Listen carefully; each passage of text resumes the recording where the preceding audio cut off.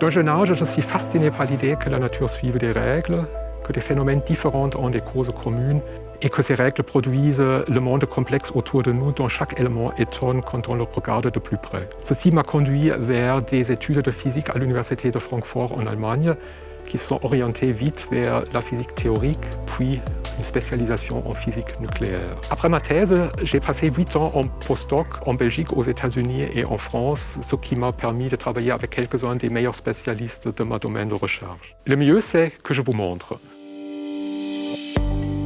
Je m'intéresse à la modélisation des noyaux atomiques, notamment celle de leurs états à basse énergie d'excitation. La modélisation des noyaux atomiques consiste dans l'application des lois de la mécanique quantique à un système avec quelques douzaines, voire quelques centaines de constituants, les nucléons, qui sont en interaction les uns avec les autres. Chaque combinaison de nombres de neutrons et protons résulte dans un noyau avec des propriétés uniques et changer ces nombres produit une complexité étonnante de phénomènes. Ce type de système quantique peut seulement être décrit par l'intermédiaire des calculs numériques de haute performance. Mais même avec les ordinateurs les plus puissants qu'on a aujourd'hui, le problème reste trop compliqué à résoudre exactement. Donc, l'art de la modélisation des noyaux atomiques est de développer des modèles qui saisissent l'essentiel des phénomènes nucléaires à un coût numérique qui reste acceptable.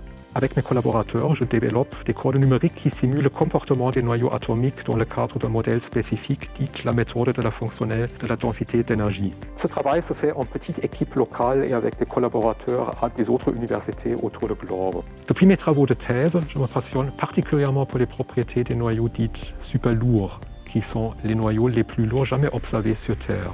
Dans ces systèmes, la force répulsive électrique entre les protons devient aussi grande que le système peut facilement se casser en deux fragments, tels que ces noyaux sont instables. Ces systèmes sont en même temps les noyaux des éléments chimiques les plus lourds qui se trouvent à la fin du tableau périodique des éléments de Mendeleïev d'aujourd'hui.